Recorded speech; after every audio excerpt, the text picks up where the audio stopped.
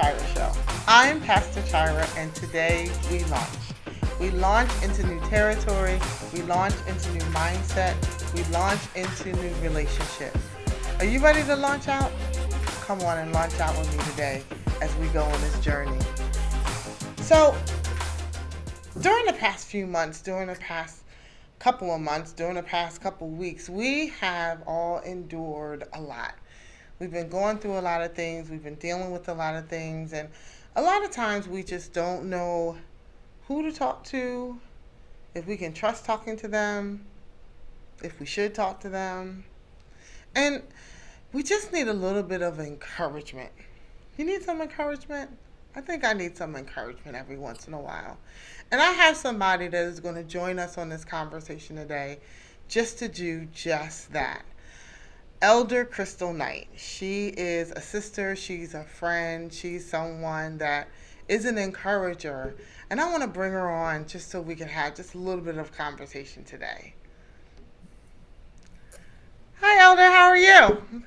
Hey, Pastor, how are you? I'm good. Glad to be here. I'm glad you are here because this is what we do. And we start off laughing. We start off smiling because this is who we are. This is what we do. I am so glad to have Absolutely. you here today just to have this little bit of conversation, just some lightweight conversation because things have just been so stinking heavy. They've just been so heavy, Right? right? I Absolutely. mean, like Absolutely. oh my gosh, like every day it's something else. But Mhm. before we get into that conversation, can you just introduce yourself to the viewing audience? Sure. Well, as our pastor has mentioned, my name is Elder Crystal Knight. I've been knowing my sister, my friend, for years now. Maybe 2025. It's been that long.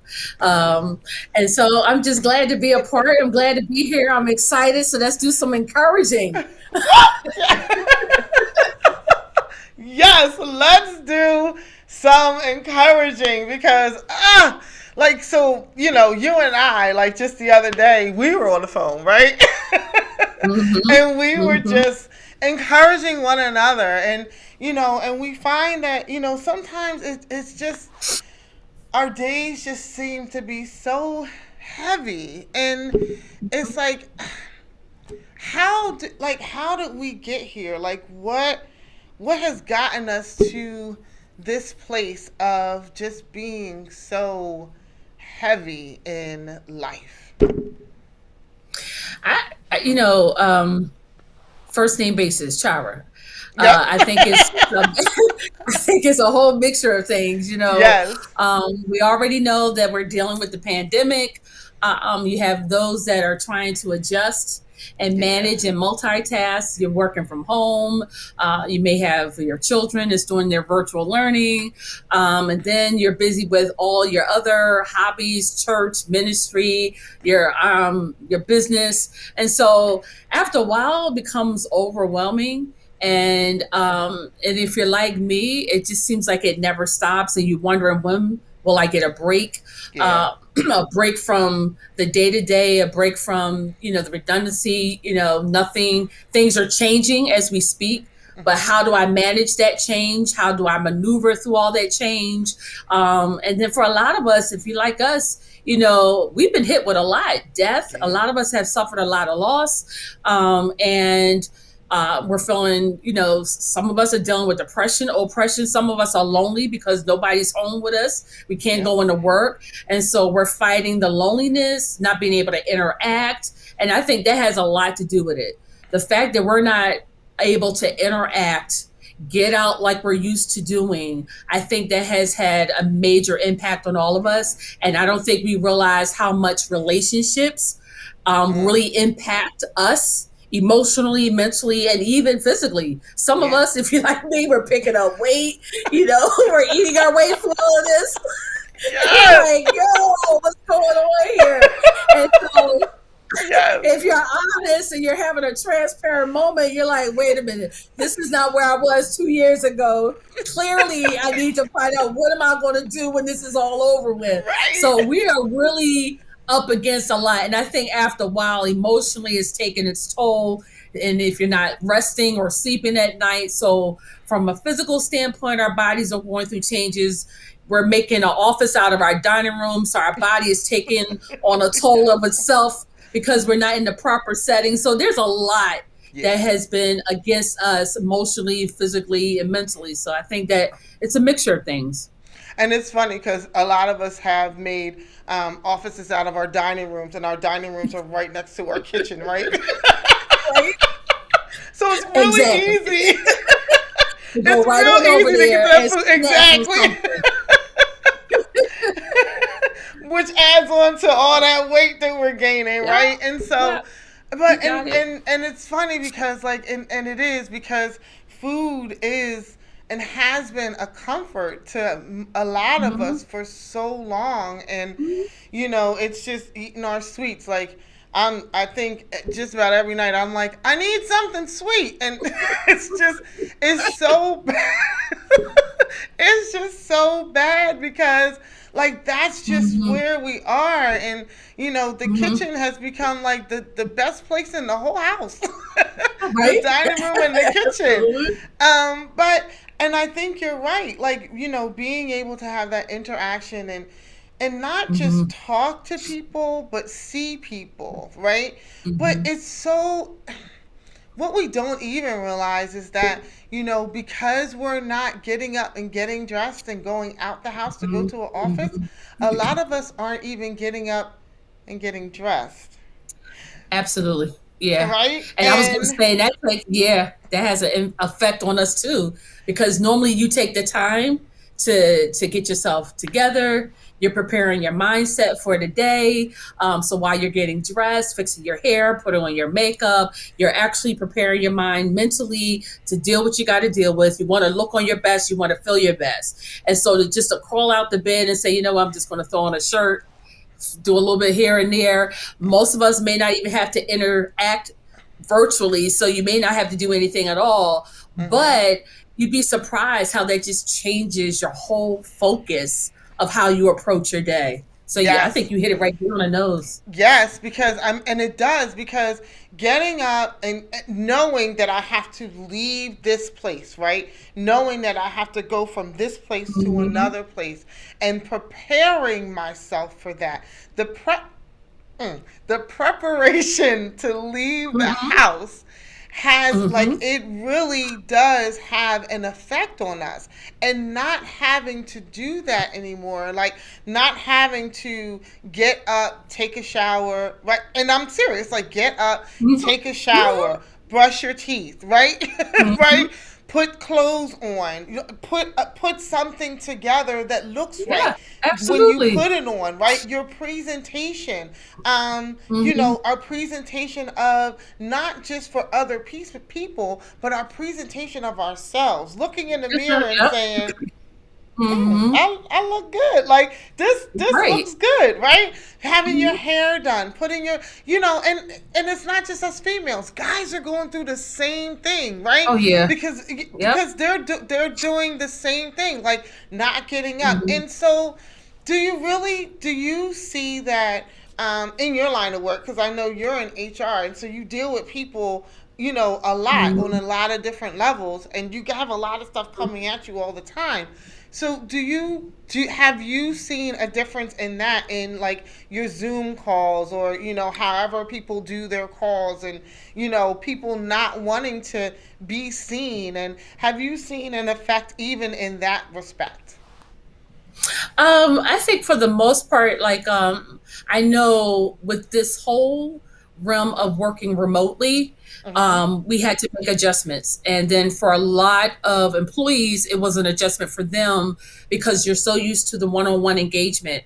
And Yeah. now that you're in front of a, so to speak, virtual, a camera, a lot of us, sometimes our home settings is not up to It par is. or what we would Yep. want it to be, Mhm. to actually engage and allow people to see us. Yes. Yes. And a lot of us didn't have the tools that were needed.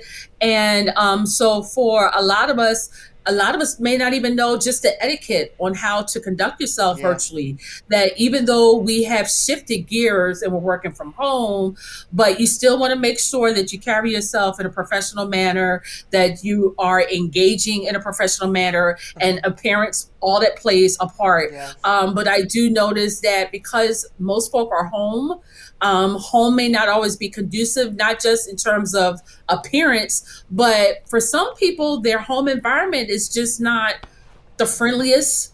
Right. It's not the most welcoming. Hmm. And so to have to work in that type of setting has taken a toll on a lot of people. Yeah. And then if you have children and Hmm. everybody's home and there's a whole lot going on, sometimes your mindset, you're like, no, I think I just want to talk to you over the phone. I don't want Yeah. anyone to see anything. Right. Because honestly, sometimes you feel like people can see right through you, Yep. and Yep. and they can see everything that's going on. And we do the mask is what we do when we The mask. wake up. We put on the makeup, the hair, and everything. And sometimes, when you're in your environment that you have tried to shield or mask yourself from, when you walk out your door, you're no longer able to escape. So now you're home having to deal with it and still be able to maneuver and all that. And a lot of people haven't been able to do that, and it's Yeah. hard. And I know for a lot of people I dealt with, mentally is where a lot of people are dealing with a lot of craziness, chaos, or Hmm. just being uncomfortable, Hmm. unsure, and the heaviness and all. So yeah, it's And it's you, been a journey. it is a journey, and you hit another great point. Besides us getting up and getting dressed to go out of the house, some of our homes aren't our safe places. Some of our homes Mm-hmm. aren't our safe spaces, and some of us, we leave the home for safety, right? Like that Mm-hmm. is that is our sanctity. And we say all the time that home should be your sanctuary, home should be your place of Mm-hmm. peace, home should be Yeah. where you can just come and unload and unleash. And some of us don't have that. Yeah. And some of us don't even have those that we can talk to in Mm-mm. regards to that. Even when we leave our homes and we're going to our places of business, right, or our jobs or whatever, it gives us other Yep. interactions. It gives us Yep. other, it takes us away An from. outlet. Yep. Yep, it's an outlet, right? It It takes gives you us an away outlet. from Yep. that stuff, and we Mm-hmm. need that. And so, how have you been talking to others about, having those outlets even while they are in their spaces? Um, Honestly, I think I try to make sure I'm open, and Yeah. when I say open, allow myself to be a venue or a way in which folk are able to easily be entreated. They can come in, call me if it's on my cell or via conference call. Crystal, do you have a minute? And regardless of how busy my day may be, regardless of how I may be having a bad day myself. Right. But I kind of taken the position like, you know what, let me just take the time. Because I think at the end of the day, some people just want to hear another voice or hear Hmm. somebody that they can talk to. And if it's somebody that you can talk to, and you're guaranteed to get something, I don't care if it's a hello, a smiley face. I do all my emojis on my emails, which is usually uncommon. Right. Um, Right. Happy Friday, happy Thursday, make it Yes. a great one. Did you get your coffee? Go get your coffee. Get up, go get your coffee. Yes. I do certain things to kind of keep everyone upbeat as much as possible, because you never know when someone is having a bad day, That's right. Hmm. And I think internally we deal with a lot, and we have our own little conversations going on.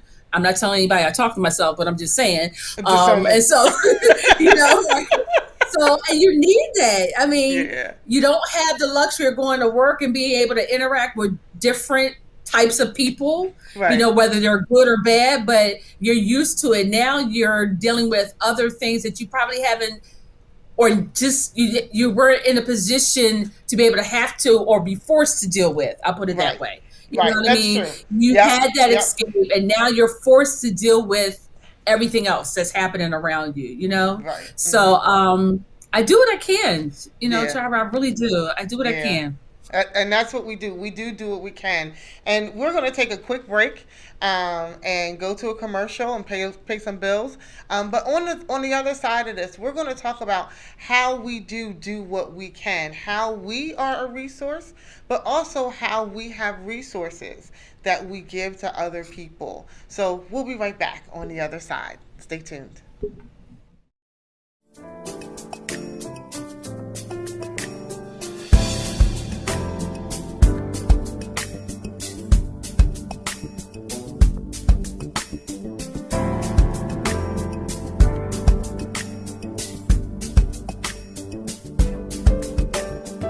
You can join us virtually or at the church located at 458 East Rittenhouse Street in Philadelphia, Pennsylvania.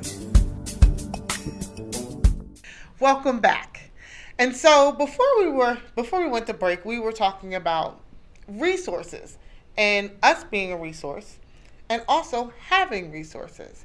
So we're going to bring Crystal back in because we're on a first name basis. This is how we do it here. Like, yeah, we comfortable. This is what we do. We just comfortable with it. So we're bringing Crystal back. And so we were talking about how we are a resource for other people, right? But also how we get our resources and how we are also a resource and we provide resources as well. Can you talk a little bit about that? Yeah. So for me, my resources are honestly, I sing. I think everybody knows that. Yeah. Some of the other resources that, even at work, we have what they call an employee assistance program, where people are able to call in anonymously and they're able to reach out and talk to somebody. Don't have to worry about it going to anywhere. And, you may not have that phone number to call, but Right. for me, I have another phone number that I dialed. I'm gonna be honest with y'all. I had to talk to my God on my pillow, Yes. and he's helped me a great deal. And I was Yes. having one of those days this week, Chira. I was having those moments. And, he had to take me to something that I wrote back in 2019. Ooh. 2019, he gave me a scripture text. Uh-huh. And I was writing down some thoughts. And can I go through it just a little bit? Just a little Come on, bit. come on. Mm-hmm. Yeah. And so he had, me personally, there was a minute where I felt like I was being overlooked, that I was missing out. As much as I tried to catch up, I felt like I could never catch up. And then he took me back to something that I wrote back in September 2019. And it simply says, Crystal, he says, see it until it manifests. He said, pay attention to your dreams, keep writing it, even if it seems impossible. Pay attention, and knowing that you could do anything at any given time. And that when God is in control of your life, he can make things happen that most people would take 20 some odd years. And just when you think that you haven't arrived or you're not getting any closer, he does exactly what's needed. It could be one phone call, one text message. It could be somebody mentioning your name to somebody else. That's how God works. And so then he took me to the scripture text. He took me to Jeremiah chapter 1, verses 9 through 12. And it pretty much talks about how I've called you to uproot, and to tear down, to destroy, and to overthrow, to build, and to plant. And then he spoke to the prophet Jeremiah, and the word of the Lord. This is what he says. He said, Jeremiah, what do you see? He said, I see a branch of an almond tree. He said, I replied to the Lord, and the Lord told him, he said, you have seen correctly. Whatever that almond tree, whatever it is that God has shown you, you have seen correctly. And this is what he tells him. He says, for I'm watching to see that my word is fulfilled. In other words, I'm sticking with you. I've got you covered. I'm going to see what I've spoken in your life, that it will be fulfilled.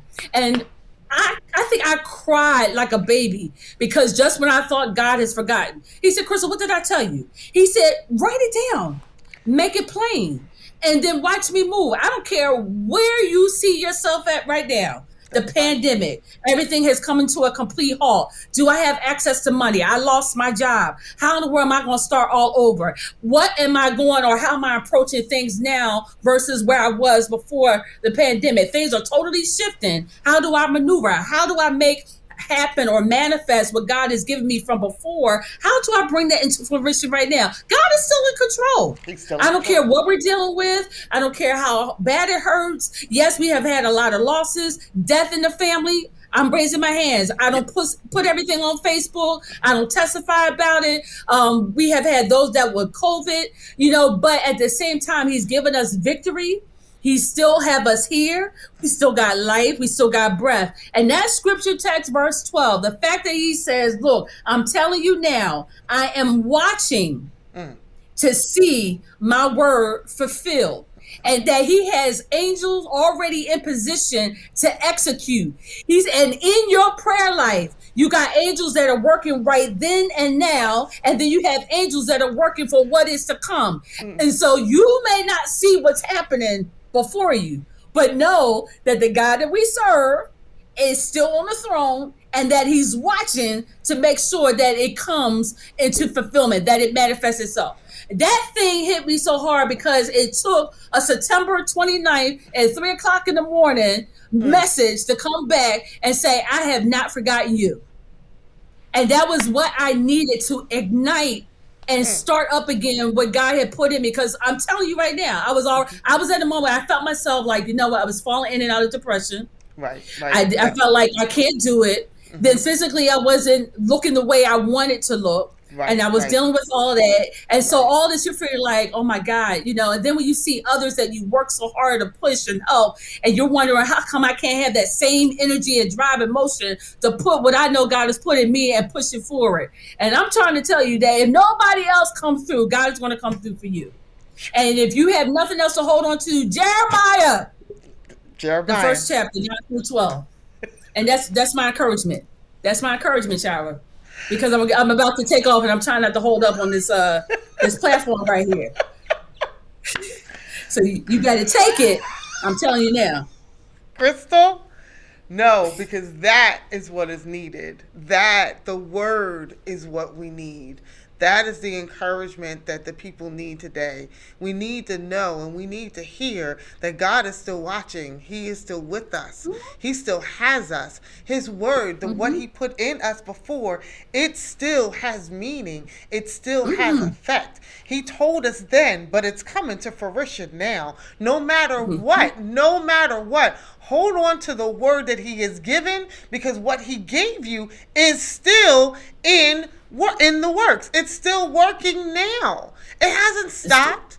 He hasn't stopped. You're so right, because he gave it to us then. He gave it to you then, but he had to bring it back to your remembrance. He had to wake you up in the middle of the night and say, no, I still got you. And that's what's so important. We have to remember our key resource is him. He is the one who has everything that we need, no matter what, no matter how we're feeling, no matter what's going on. But there is also something that we have to do. You were so key on it. Like we talked about in the first half. We have to get up and we have to prepare ourselves. We have to stop being in the place of depression, and sometimes it's hard. Sometimes it is hard for us to pull ourselves up out of that. But it does sometimes just take getting a shower. You know what I mean? Yeah. And it is hard. And holding on to his word and knowing that he has something prepared. Like it go, because I know you got something to say. Go. Just go. If I don't say anything else, one thing the Lord had to tell me, he says, Crystal, he said, there is so much that a lot of us have. We're gifted to do so much. Yes. And whatever it is that you have something that somebody else needs. That's right. One thing he told me, he said, Crystal, be the demand that people need. People will put a demand on what they need from you because they don't have it. You be what they need. And when you realize that I have something that people can't even get their hands on, can't get connected to, be what the people need, because you will always have a place. You will always be important. I don't care how you may feel. You may feel like you don't have it together. Nobody asked you to have it together. Just be who you are. Just be who you are. That's right. And let God do the rest. And trust me, I think we had a conversation before when we talked about, and I know time is winding down, that Everybody's not going to always be on a platform. Christ was not on no major platform. Yeah, yes, he He did. was Yes, what he needed to be for the people. It was the people that took his name and that's put it right. out there. Hmm. But his focus, his job was, what can I do to help somebody else? And Right. I think at the end of the day, if we just give, you'd be surprised how things will come back to you when you just give out of yourself, even out of your own need. God will return it back to you, and he will bless you for just being obedient and do and be what others need you to be. Because we are that resource, and that's what we need to We're the be, and resource. that's what we are. It's Because a you're right, resource. Yep. we have to be who he called us to be, and who he called us to be, and stay in that Mm-hmm. lane of who he called us to be and how he called us to be. We got to stop listening to other people, and how they want us to be, and how they want us to sound, and what they want us to do. And I said Be who you to are. somebody yesterday. I said it to him yesterday. I said, he was like, I'm trying to get back to the place of prayer that I was in. And I literally said to him, Mm-hmm. I said, I'm just going to ask you to do something. I said, can you stop trying to go back and Yeah. go forward? I said, Mm-hmm. because that place of prayer got you through that. I said, but God has you going to And a another different. place. He Mm-hmm. has Yep. you going Absolutely. different. I said, so I'm Mm-hmm. just going to ask that you stop trying to get back and start looking forward and continue to go Mm-hmm. forward. Press Mm-hmm. forward. So, yes, we're out of time. So we are so out of Of time. course we are. Oh my gosh. Oh my Of course gosh. we But are. this was encouragement for me. I pray that it was encouragement for you. But just in case, how can the people be in touch with you? How can they reach out and be in touch with you as the resource that you are? So let me give you my email address. Again, it's Crystal Knight, elder, but my email address is cnight, 0668 at gmail.com, or ckministries at gmail.com, and you're able to reach me there.